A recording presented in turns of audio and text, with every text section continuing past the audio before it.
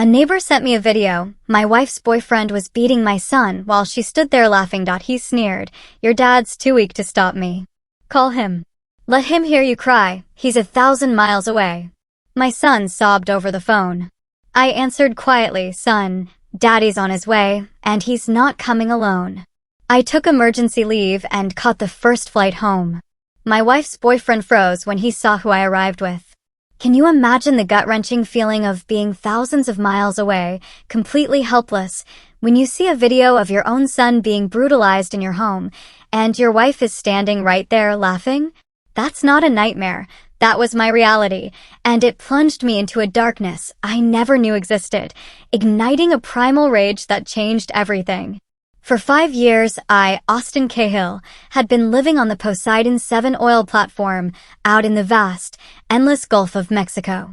The smell of salt and petroleum was my second skin.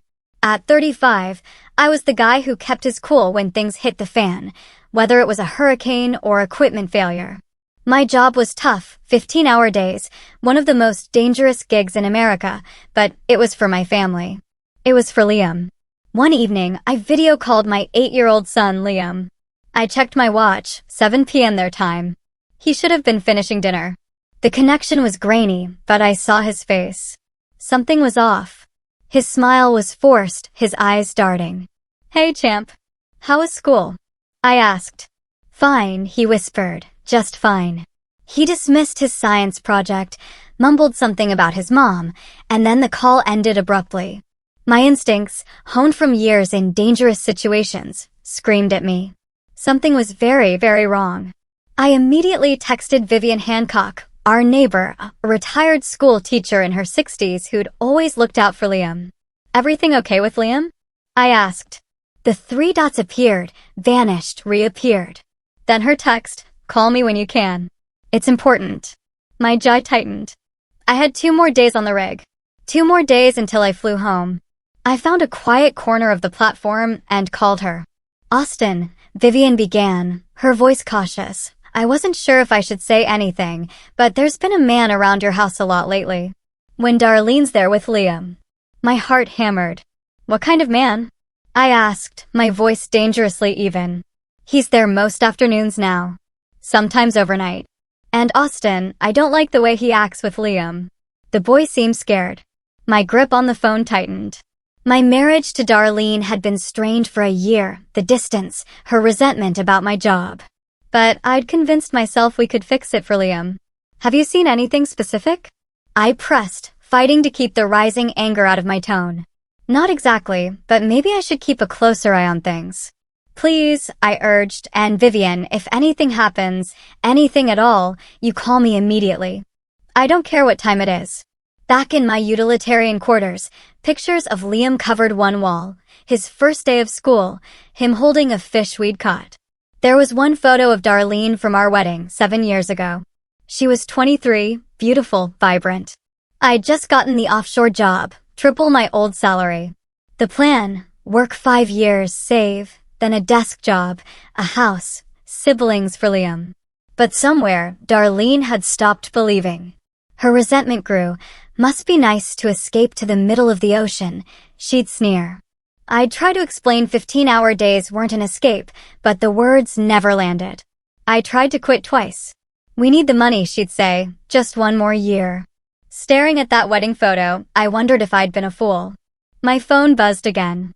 Colin Sampson, my oldest friend from the Marines. "You coming to Mitchell's wedding next month?" Colin asked. Mitchell was another former Marine, now a PI in Houston.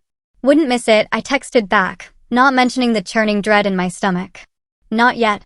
But something told me I might need my brothers sooner than a wedding. Outside, the Gulf stretched out, beautiful and isolating. 48 more hours. Everything will be fine, I told myself, but deep in my gut I knew it was all falling apart. 7 years earlier, I met Darlene at a barbecue. I was 28, she was 21. She laughed at my terrible jokes, and I was hooked. 6 months later, I proposed. 3 months after that, we were married. Liam came 2 years later. For a while, it was perfect. I worked long hours, but was home every night. Then my construction company went under. Mitchell mentioned the offshore jobs. Pays double, he said. 3 weeks on, 3 weeks off. Tough schedule, but the money's incredible. Darlene worried about bills, about Liam's future. 3 weeks, she asked. That's a long time. Then I'm home for 3 weeks straight, I countered. Full time with you and Liam. We can actually buy a house. She'd agreed. It was supposed to be temporary. Now, in the present, Darlene Cahill watched Johnny Hatfield raid her refrigerator. 6 weeks ago, she met him at the grocery store. He was charming, attentive, exciting. Everything Austin hadn't been. The affair started with coffee, then lunch, then afternoons at his apartment while Liam was at school. I deserved this, she told herself. Deserved to feel wanted. She hadn't planned for Johnny to move in, but he'd made himself indispensable. He'd pick Liam up, come for dinner, started staying overnight. Liam's being a little brat again, Johnny said, cracking a beer. Kid needs to learn some respect. A flicker of unease went through Darlene. Liam had been quieter, more withdrawn. He'd told her twice he didn't like Johnny, that Johnny was mean when she wasn't around. But Johnny said Liam was just adjusting. That boy's needed a firm hand, he scoffed. He's a spoiled brat because Austin's gone all the time and you let him get away with everything. He took a long drink. Kid called me a name yesterday. I'm not putting up with that in my own house. It's not your house, Darlene said quietly. Johnny's expression darkened. It was a look she'd been seeing more often. He crossed the room, backing her against the counter, not touching her, but close enough for her to smell the beer. You got something to say to me, Darlene? No. I'm sorry. He smiled then, the darkness vanishing. That's my girl. Now, what's for dinner? Upstairs, Liam sat on his bed, homework untouched. He heard their voices. His mom, soft and pleading. Johnny's, loud and demanding. He missed his dad with an ache that made his chest hurt. He'd tried to tell his mom about Johnny grabbing his arm, about being shoved against a wall.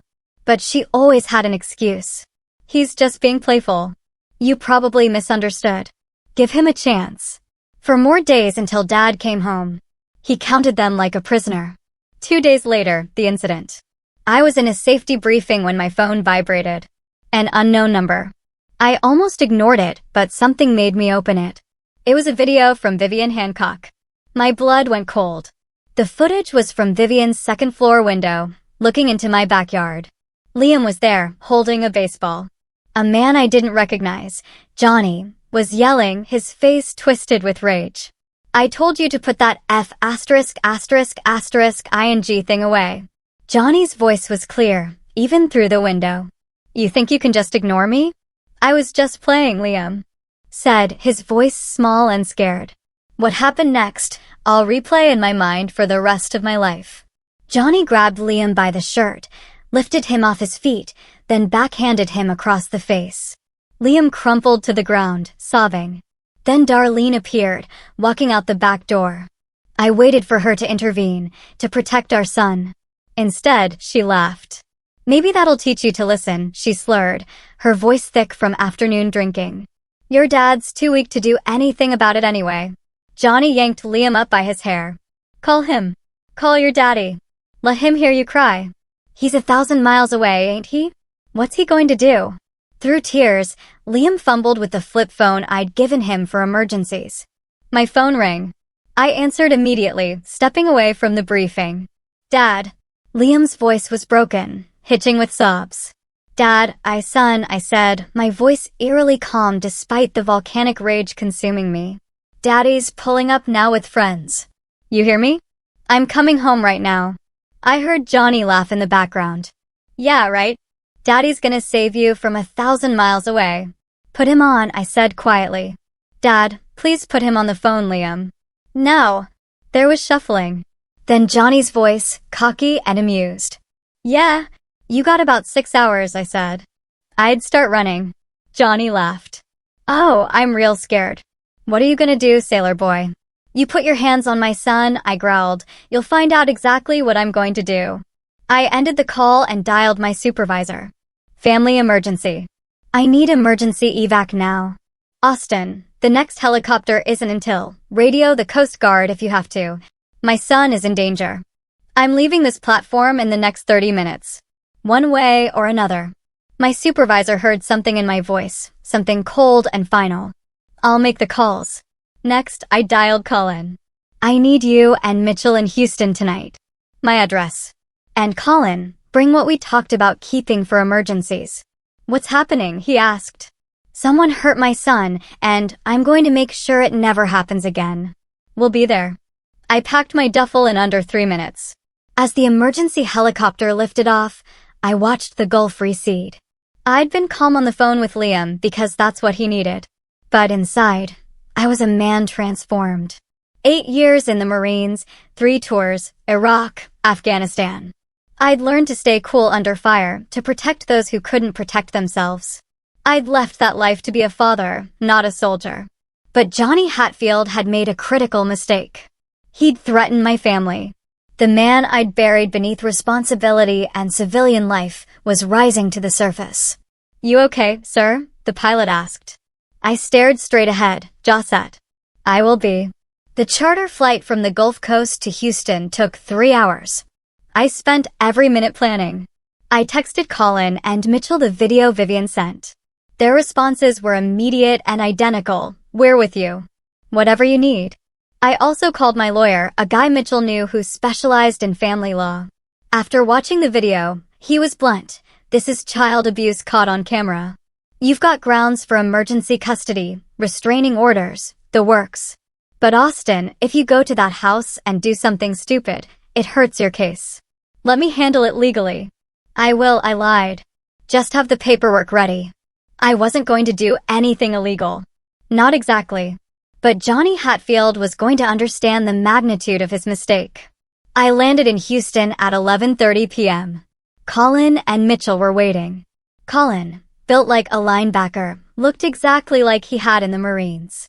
Mitchell, leaner, quieter, no less dangerous. They embraced like brothers. I ran Johnny Hatfield through my databases, Mitchell said as we climbed into Colin's truck. Guy's a piece of work. 2 prior domestic violence arrests. 1 conviction for aggravated assault.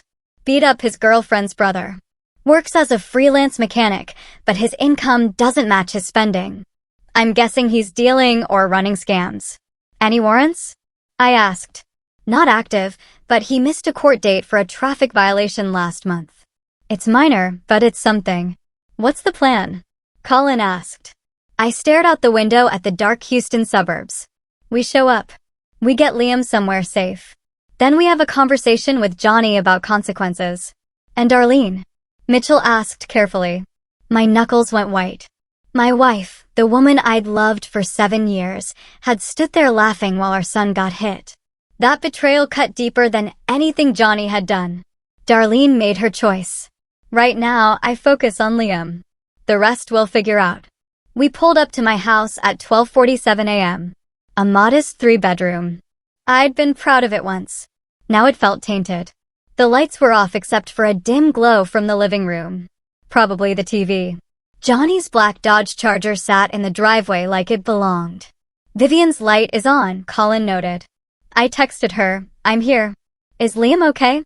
Her reply, he's in his room, cried himself to sleep. That man is still there with Darlene. Be careful, Austin. We go in quiet, I said. I still have a key. Johnny doesn't know we're here. The advantage of surprise is ours. We approached the front door like we had 100 times in hostile territory. Smooth, silent, coordinated. I unlocked the door with barely a click. The living room opened before us. Johnny sprawled on my couch, beer in hand, watching some action movie. Darlene was curled against him, half asleep. I stepped into the light. Get away from my wife. Johnny's head whipped around. Confusion, recognition, then fear. He tried to jump up, but the alcohol slowed him down. Who the hell, he started, then he saw Colin and Mitchell, flanking me, looking like they could rip him apart. You said 6 hours, I said quietly. I made it in 5. Where's my son? Darlene jerked awake. Austin, what are you? You're not supposed to be home until Thursday. I got an interesting video call this afternoon, I said, my voice deadly calm. Wanna guess what I saw? Darlene's face went pale. Johnny stood, trying to muster bravado. Look, man. This is between me and Darlene. You need to leave. Colin laughed, a humorless sound. You need to leave? That's funny. I called up the stairs. Liam. It's Dad. Come down here, champ. Feet thundered down the stairs. Liam appeared, rubbing his eyes, confused. Then he saw me and launched himself down the remaining steps. I caught him, holding him tight. Liam was crying again, but differently now. Relief, joy, safety. You came. You really came. I'll always come, I whispered. Always. Let me see your face. The bruise on Liam's cheek was livid, already turning purple. My jaw clenched so tight I heard my teeth grind. Pack a bag, I told my son. You're staying at Grandma and Grandpa's tonight. Uncle Colin will take you. I don't want to leave you, Liam said. I'll be right behind you.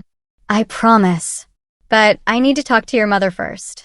Uncle Colin, Uncle Mitchell, and me. We need to have an adult conversation. Liam looked at Johnny, then back at me. Understanding passed between us. Okay, Dad. While Liam ran upstairs, I finally looked at Darlene. Really looked at her. She was wearing one of Johnny's shirts. Wine bottles, cigarettes, and an ashtray were on the coffee table. She'd never smoked before. How long? I asked. Austin, let me explain how long. 2 months, she whispered. 2 months. I'd been working myself to exhaustion on that platform, sending every paycheck home, thinking about my family every single day. And for 2 months, my wife had been playing house with a convicted abuser. And you let him hit our son? It wasn't. I didn't think he'd. You stood there and laughed, I said, my voice never rising, but somehow that made it more terrifying. You told Liam I was too weak to do anything about it. She's drunk. Johnny interjected. She didn't mean, I'm not talking to you, I said, not even looking at him. Colin, once Liam's packed, take him to my parents. Mitchell, I need you to witness what happens next. Record it if necessary. Austin, what are you going to do? Darlene asked, fear creeping into her voice. What I should have done the moment I realized my family was in danger. I turned to Johnny. You and I are going to have that conversation now. Darlene, you have 2 choices. You can go upstairs and stay out of this, or you can watch. But either way, what happens next? You brought on yourself. Johnny tried one more time to act tough. You touch me and I'll press charges. That's assault. Mitchell held up his phone, already recording. Funny thing about that. See, I've been documenting everything since we arrived. Austin hasn't touched you yet, but if he does, well, I've got video evidence of you hitting an 8-year-old boy. Self-defense laws get real murky when child abusers are involved, especially when said child abuser is trespassing in someone else's home. I'm not trespassing. Darlene invited me. Darlene doesn't own this house, I said. I do. It's my name alone. Always has been. You want to check the deed? The color drained from Johnny's face. He finally understood. He'd walked into a trap, and the man he'd mocked as weak was anything but. Colin came down with Liam. Ready, little man? Liam hugged me one more time. Love you, Dad. Love you too, champ. I'll see you tomorrow. We'll get ice cream. After Colin and Liam left, the house fell silent. I walked to the front door, locked it, then turned back to Johnny. Here's what's going to happen, I said. You're going to tell me everything. Every time you touched my son, every threat you made, every law you've broken while you've been playing house in my home. And Mitchell here is going to record all of it. You do that, cooperate fully, and maybe, just maybe, you walk out of here with all your teeth. Johnny looked at Darlene for support. She was frozen, tears streaming, saying nothing. And if I don't? Johnny asked. I smiled. It was not a pleasant smile. Then we find out if you're tougher than you think you are. But I should warn you. I spent 8 years in the Marines learning how to make people talk. I'm very, very good at it. Johnny's bladder, already stressed from fear and alcohol, gave up. A dark stain spread across his jeans. Mitchell chuckled. Well, that answers that question. Start talking, I said. And pray you tell me something useful enough that I don't make you regret every choice you've made in the past 2 months. Johnny started talking. Johnny Hatfield talked for 90 minutes. What started as defensive mumbling turned into a torrent of incriminating admissions. Fear was a powerful motivator, and my calm, stone-faced presence was terrifying. I tell him to clean up his toys, and he'd ignore me, Johnny stammered, so I grab his arm, not hard, just to get his attention. When was the first time you hit him? I asked. 3 weeks ago. He talked back about bedtime. I lost my temper. Pushed him into the wall. Mitchell's camera caught everything. Johnny detailed 6 separate incidents of physical abuse, pushing, shoving, hitting Liam hard enough to leave marks. Then came the psychological abuse, constant belittling, telling Liam his father didn't care about him, threatening to hurt his dog if he told anyone. And the stealing? I prompted, knowing Mitchell's background check showed purchases Johnny couldn't afford. Johnny hesitated. This was different. I used Darlene's credit cards, he admitted. Bought some tools, car parts, maybe $3,000 worth. I was going to pay it back. You were going to pay it back with what? Your drug-dealing money. Johnny's eyes went wide. I don't. Mitchell pulled out his phone, showing photos taken over the past 6 hours. Johnny meeting dealers, money changing hands, packages being loaded into his trunk.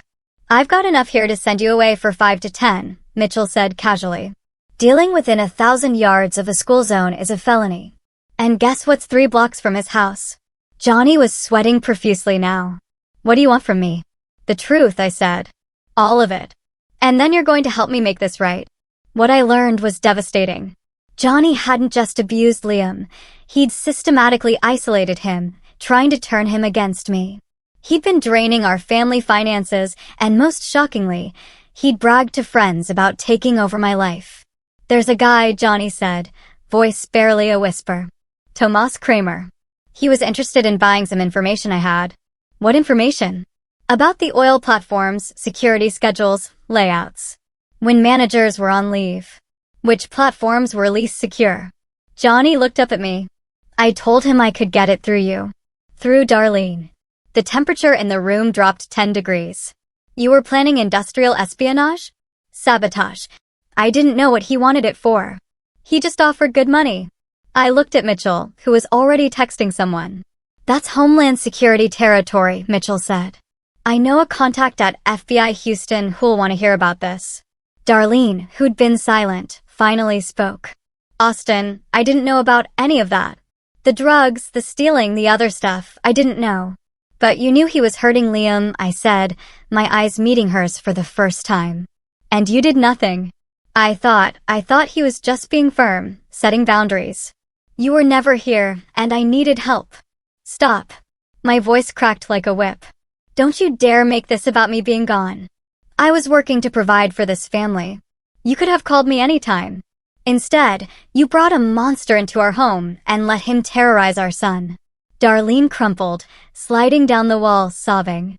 I pulled out my phone and dialed. Officer Ramirez, this is Austin Cahill on Maple Street. I need to report multiple crimes: child abuse, credit card fraud, drug dealing, and possible terrorist intelligence gathering. I have video evidence and a full confession. Also, the suspect is in my living room right now. Johnny tried to stand. Colin, who'd returned from dropping off Liam, appeared in the doorway and shook his head slowly. Johnny sat back down.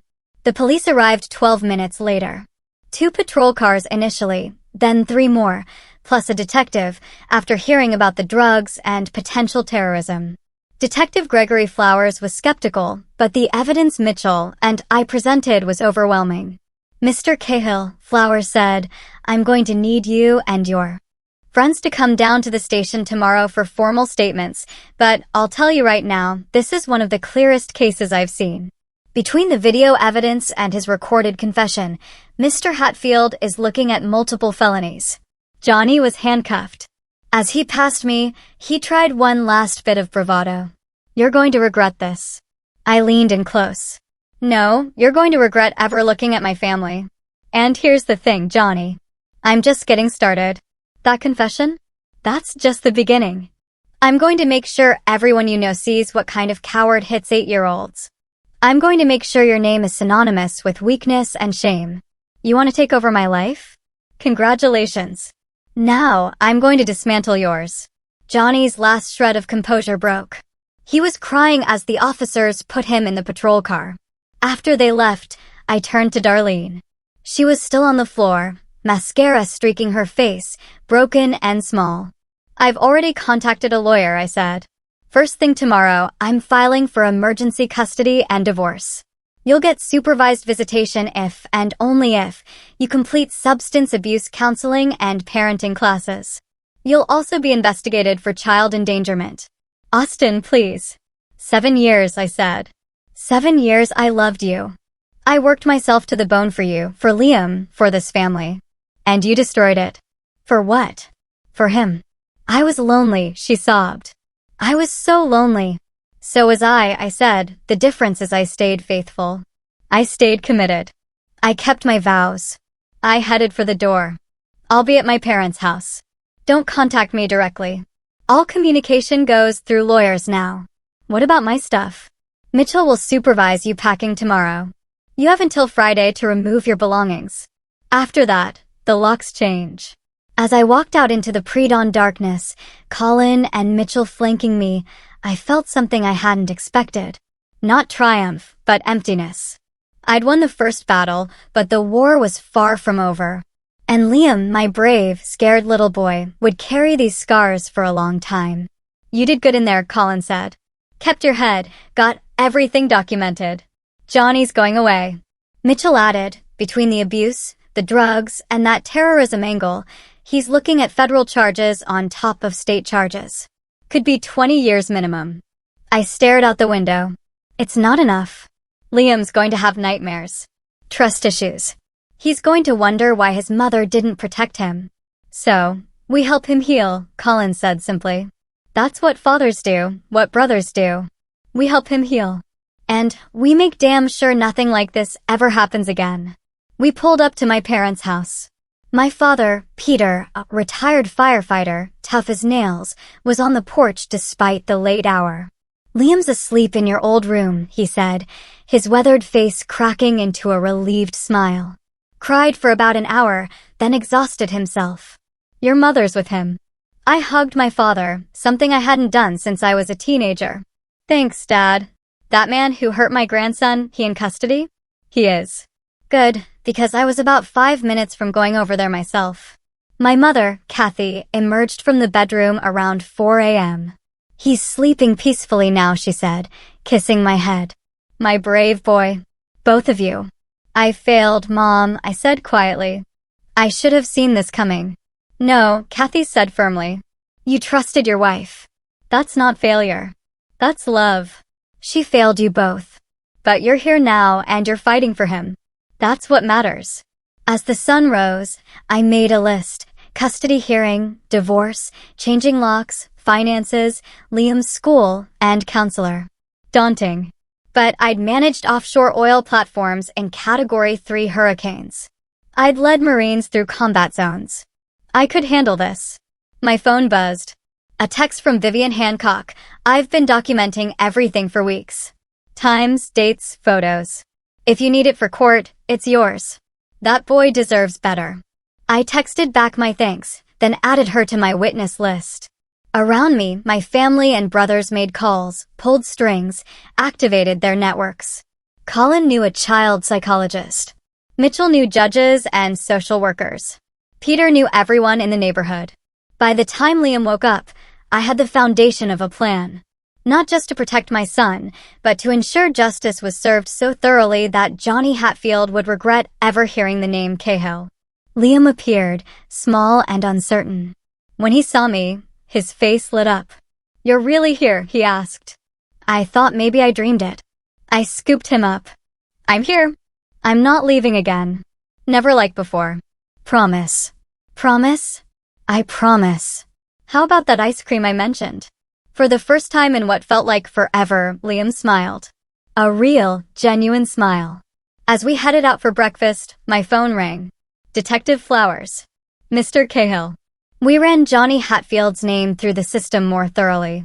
Turns out there's a lot more to him than we initially thought. You have time to come down to the station today? There's something you need to see. I'll be there this afternoon.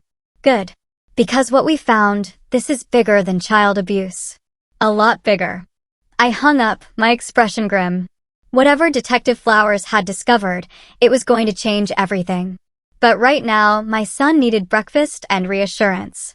The rest could wait. Later that day, in Detective Flowers' office, with Liam safely with my parents and Mitchell by my side, I opened a thick folder. When we arrested Johnny Hatfield, Flowers began. We searched his apartment and vehicle. What we found connects him to 3 other ongoing investigations, all serious. Inside were surveillance photos, financial records, incident reports. Johnny wasn't just an abusive boyfriend and small-time dealer. He was a node in a larger criminal network. He's been running a sophisticated identity theft ring, Flowers continued. Uses his mechanic work as cover. Gets access to people's cars, clones their garage door openers and key fobs, sometimes registration documents. Then his associates burglarize the homes when the families are out. They've hit 15 houses in the past 4 months. Jesus, Mitchell muttered. It gets worse. That guy he mentioned, Tomas Kramer, he's a person of interest in industrial espionage. Kramer works for a firm trying to undercut American oil companies by stealing proprietary information. Johnny was trying to use his relationship with your wife to access your credentials, your work schedules, security protocols. My jaw clenched. He was using my family as an access point. Exactly.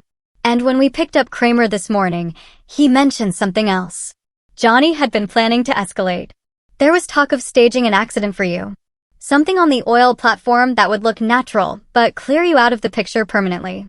The room went silent. Mitchell's face darkened. He was planning to kill Austin.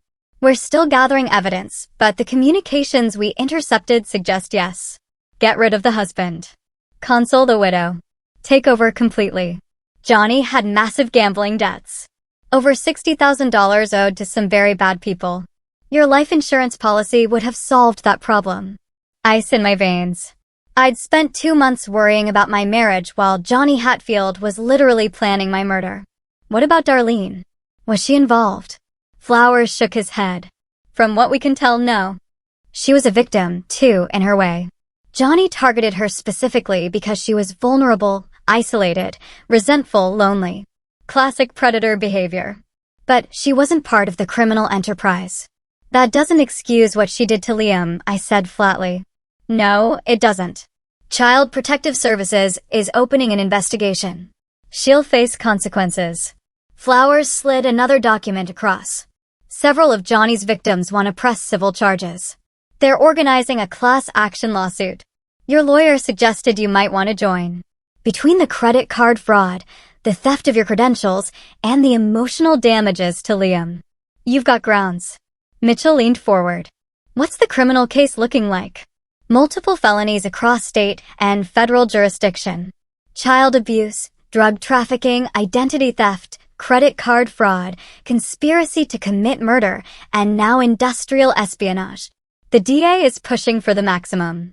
We're talking 30 years minimum, possibly life without parole if the murder conspiracy sticks.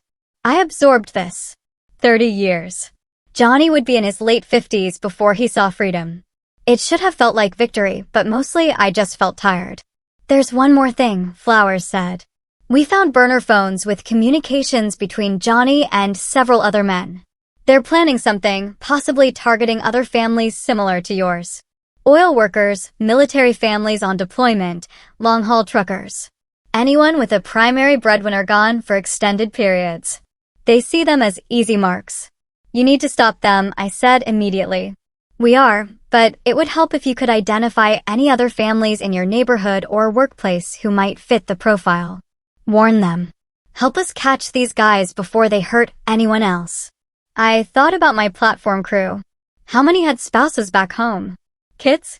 How many were vulnerable to someone like Johnny? I'll make a list, I promised.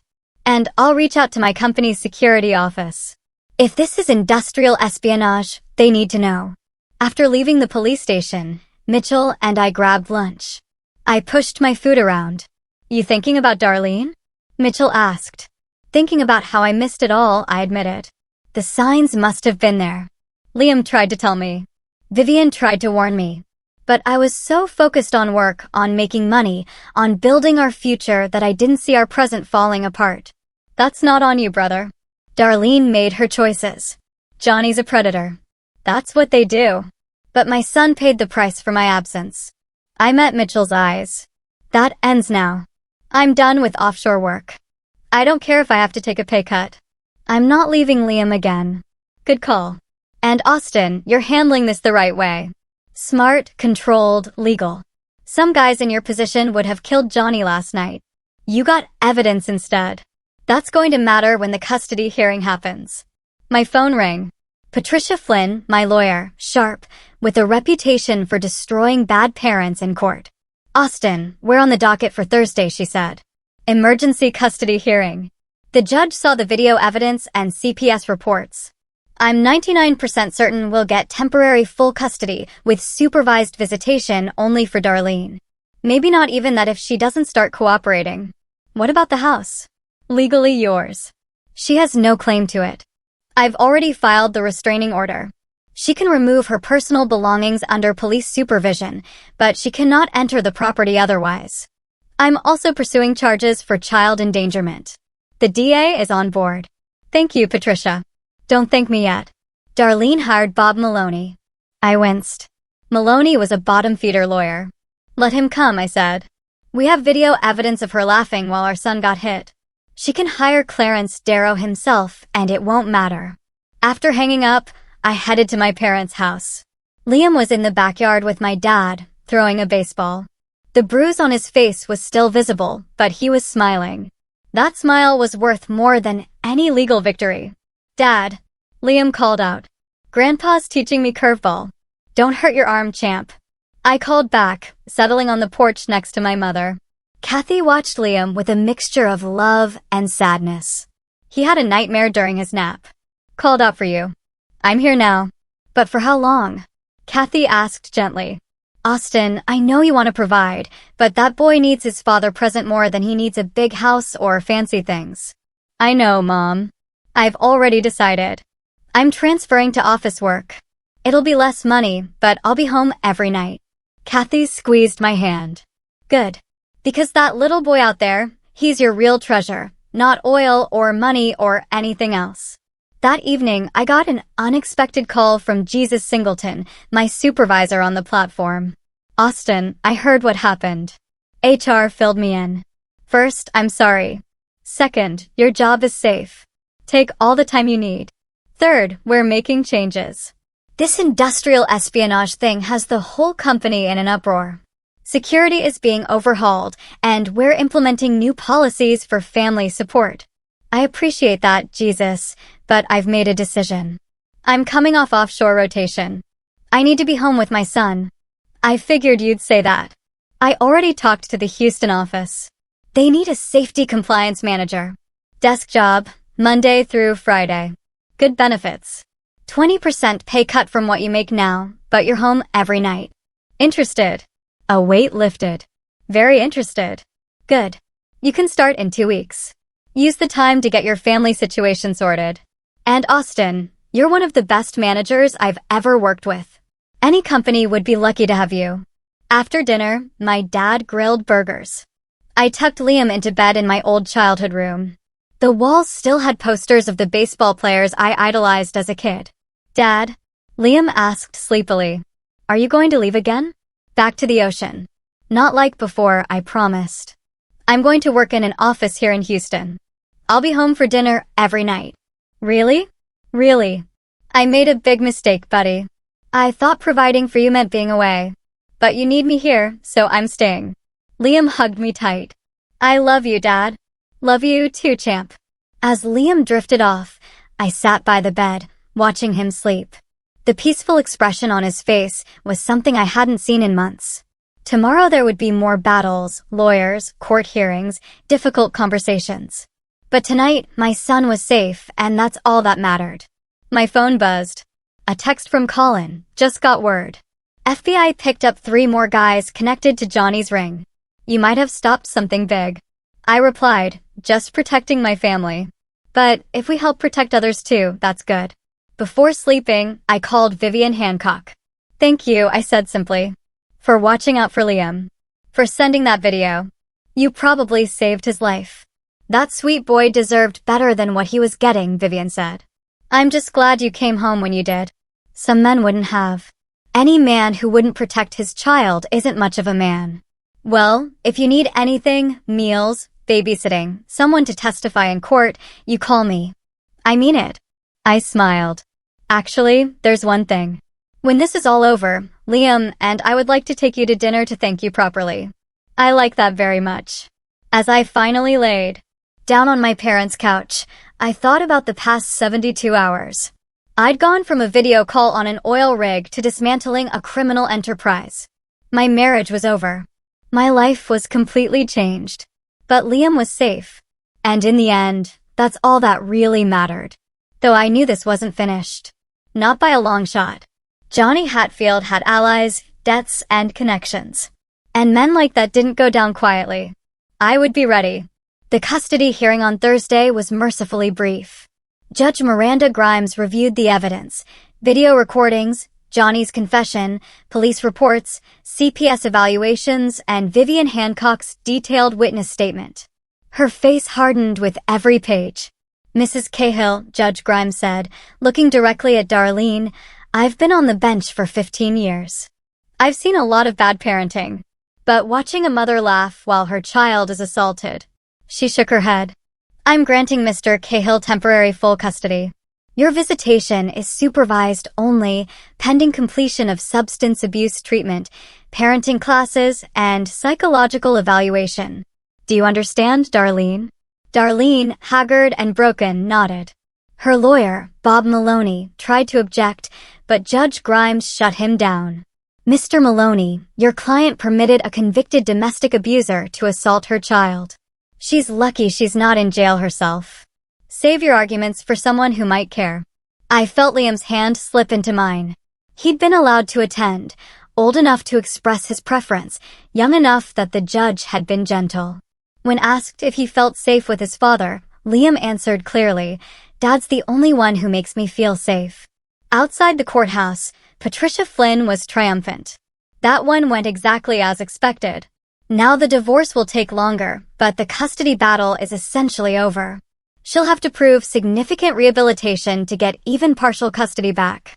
What about charges against her? CPS and the DA are in discussions. Likely she'll face child endangerment charges, probably plead down to probation and mandatory counseling. She's going to have a record, but probably won't do jail time. I wasn't sure how I felt about that. Part of me wanted Darlene to face serious consequences. But another part, the part that remembered loving her once, just felt sad. She destroyed our family for what? Loneliness? Per judgment? It seemed like such a waste. Colin met us at my parents' house with news. Johnny's arraignment was this morning. No bail. Judge considered him a flight risk and danger to the community. DA is bringing the full weight down on him. How long until trial? Mitchell says probably 6 months for the state charges. Federal charges might take longer, but with all the evidence, his public defender is pushing for a plea deal. No deal, I said flatly. He goes to trial. I want everything he did on public record. The DA figured you'd say that. Over the next 2 weeks, I settled into a new routine. I started my new office job, the safety compliance role Jesus had arranged. The pay cut stung, but being home for dinner with Liam every night was priceless. We established rituals, homework together, cooking dinner, reading before bed. Liam started therapy with Dr. Kendra Porter, the child psychologist Colin had recommended. The sessions were helping. Slowly, Liam was processing the trauma, learning what happened wasn't his fault. I went to therapy too. Dr. Porter recommended it, and I quickly realized I needed it. The guilt of not seeing the signs sooner, the anger at Darlene, the residual rage at Johnny, it all needed somewhere to go besides just bottled up inside. Mitchell continued investigating. Johnny's criminal network had targeted 17 families across Houston and surrounding counties. 3 other children had been abused. 2 homes burglarized. 1 family nearly lost their life savings to identity theft. We're building a victims coalition, Mitchell explained. Everyone Johnny and his associates hurt. Class action lawsuit, coordinated victim impact statements. The works. The DA loves it. I met some of the other victims at a support group Mitchell organized. Allison Williams, whose military husband was deployed when Johnny's partner befriended her and cleaned out their savings. Jose Ruiz, whose garage was burglarized after Johnny repaired his car. Tammy Lowe, whose teenage daughter had been groomed. Hearing their stories, I realized how close I'd come to losing everything. If Vivian hadn't sent that video, if I hadn't come home, how much worse could it have gotten? The FBI wants to talk to you, Mitchell said one evening about the industrial espionage. Apparently, Tomas Kramer was part of a larger foreign intelligence operation. Your credentials, your knowledge of the oil platforms, that was valuable to some very dangerous people. Set it up, I said. Whatever helps put these guys away. The FBI interview lasted 3 hours. I detailed everything I knew about platform security, what information Johnny might have access through Darlene, what vulnerabilities existed. The agents, serious men and women who didn't smile much, assured me security protocols were being updated across the industry. Mr. Cahill, one agent said, if you hadn't come home when you did, if you hadn't documented everything so thoroughly, we might never have uncovered this network. You did good work. I just protected my family. Sometimes that's enough to change everything. 6 weeks after the initial arrest, Johnny Hatfield's legal team approached the DA with a plea deal. Guilty plea on all state charges in exchange for concurrent sentencing and testimony against Tomas Kramer and the larger network. The DA called me. It's your call. With your testimony, we'd win at trial anyway, but the plea deal guarantees 25 years.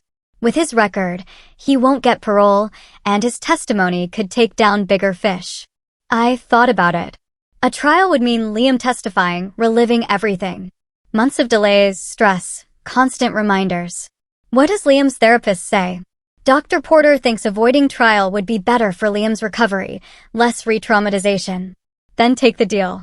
But I want to give a victim impact statement, and I want to be there when he's sentenced. Done. The sentencing hearing was on a Monday morning in November. I took the day off. My parents watched Liam. No need for him to be there. But Colin and Mitchell accompanied me, along with several other victims. Johnny Hatfield looked different. Prison had stripped away his swagger. He was thinner, paler, his eyes downcast. When he entered the courtroom in shackles, he didn't even look up at the gallery. One by one, victims gave their statements. Allison Williams described how her marriage nearly fell apart. Jose Ruiz talked about no longer trusting anyone. Tammy Lowe described her daughter's nightmares. Then it was my turn. I stood, walking to the podium. I had notes, but I didn't need them. Your Honor, my name is Austin Cahill. Johnny Hatfield assaulted my 8-year-old son. He manipulated my wife. He tried to steal my identity, my career, possibly my life. But more than that, he stole my son's sense of safety. Liam now has nightmares. He has anxiety. He struggles to trust anyone outside our immediate family. I'm a father. My job is to protect my child. And I failed because I trusted that my home was safe, that the woman I married would put our son first, that no one could hurt us there. Johnny Hatfield proved me wrong in the worst possible way. But here's what he didn't count on.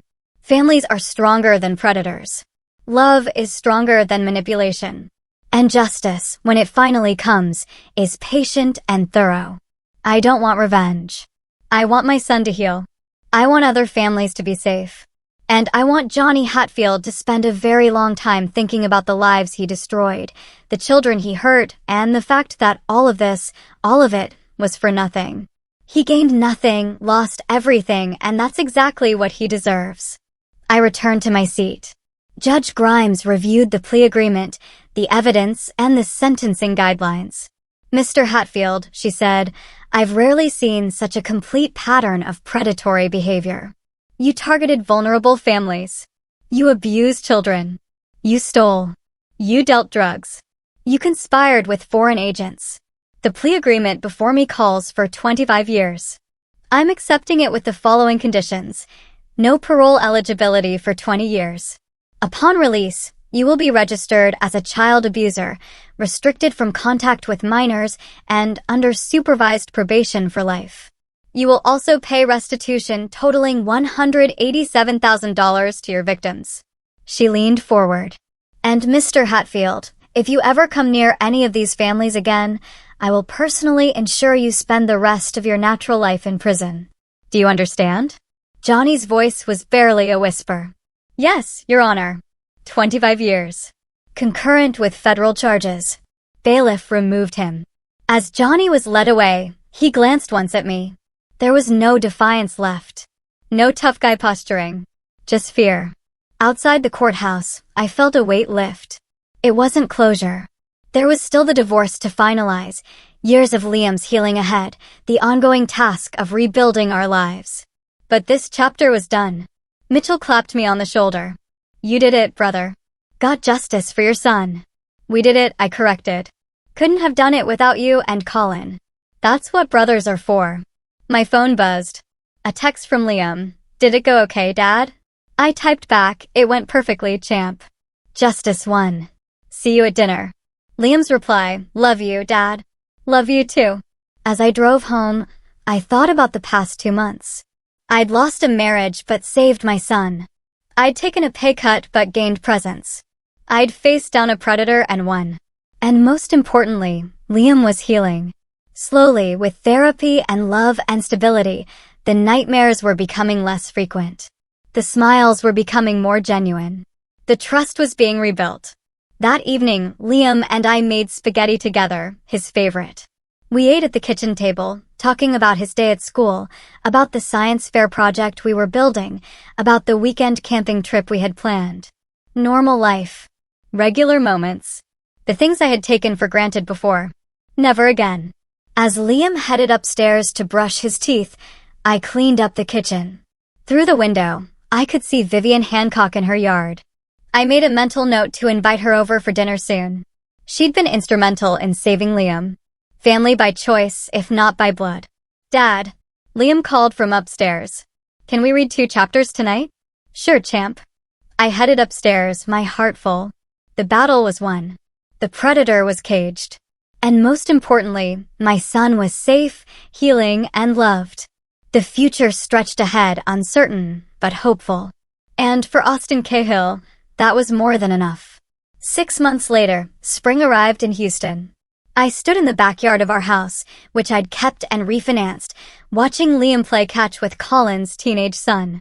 The bruise on Liam's face was long gone. So was the haunted look in his eyes. He was laughing now, genuinely and often. Therapy was still ongoing, but Dr. Porter said Liam was making remarkable progress. Darlene had completed her court-ordered programs. She had supervised visitation twice a month, which Liam tolerated, but didn't particularly enjoy. The bond between mother and son was fractured, perhaps permanently, but I didn't badmouth her to Liam. I let him form his own opinions. Darlene had moved to San Antonio, gotten a job, and was apparently dating someone new. Someone Mitchell, ever vigilant, had vetted thoroughly and found to be clean. I wished her well, from a distance. Johnny Hatfield's federal trial resulted in additional years tacked onto his sentence. He wouldn't see freedom until he was in his 50s, assuming he survived prison. I didn't think about him much anymore. Johnny was irrelevant now. A problem solved. A threat neutralized. The class action lawsuit had settled. I received enough to cover Liam's college fund, and then some. Other victims got their restitution.